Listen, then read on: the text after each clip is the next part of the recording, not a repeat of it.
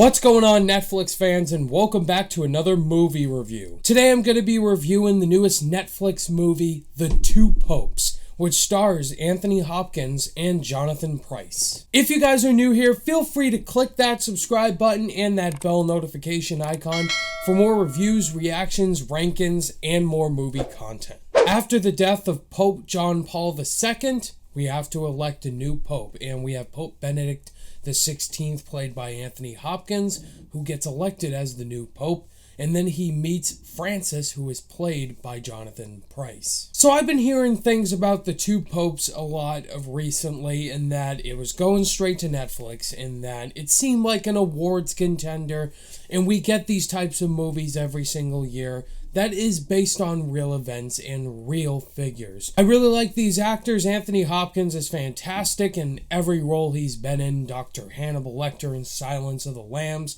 and Odin, of course, in the Thor movies. And then Jonathan Pryce as well as another legendary actor.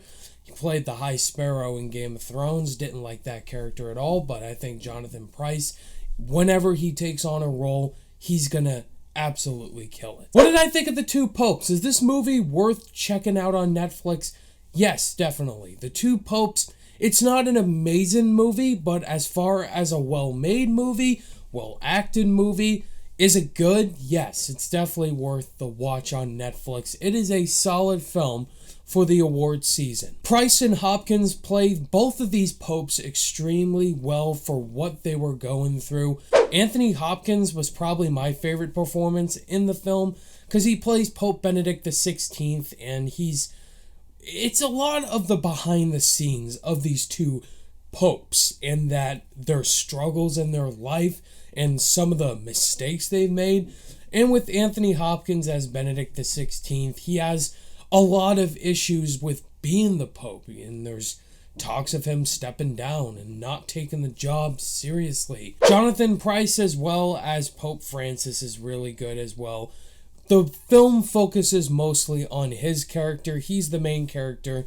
We get a lot of backstory about Francis's early life as being a priest and some mistakes as well he has made, and how that changed him as a man. The best scenes in this movie are just the scenes with him and Anthony Hopkins, when both of these people are just walking around and talking.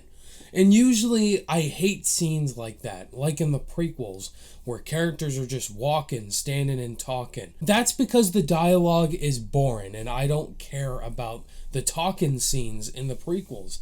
But here it works because we have scenes with characters just being real. Both these men are not perfect human beings. They have made a lot of really bad decisions in their life, and it's led them up to this moment.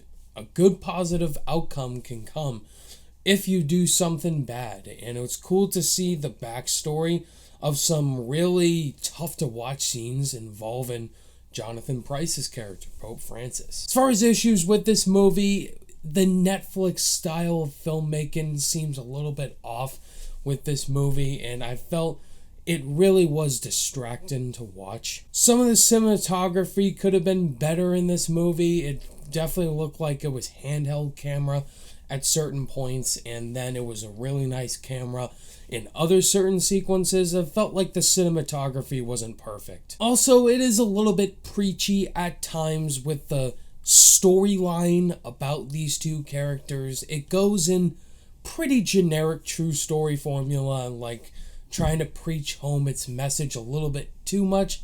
It's not the worst thing in the world. I ended up really enjoying the outcome of the movie, but at times it does over-preach. In the end, guys, The Two Popes was actually a pretty solid film. I didn't know what to expect going in. I know some people were praising it, saying it's one of their favorite films of the year. Definitely not for me, but the performances are definitely good and solid. Not Oscar-worthy, in my personal opinion, but it is a solid film to watch if you want to watch good acting. And more about these two Pope figures, definitely watch it on Netflix. On my rating scale, I'm going to give The Two Popes a 3 out of 5 stars. There you have it, guys. That was my thoughts on The Two Popes on Netflix. Have you guys seen The Two Popes, and what were your thoughts on it? Did you love it? think it was okay, or did you absolutely hate it? Let's talk about it down below in the comments. Thank you guys as always for watching this review. All my social media links are in the description below, and I'll see you guys in the next video. Bye!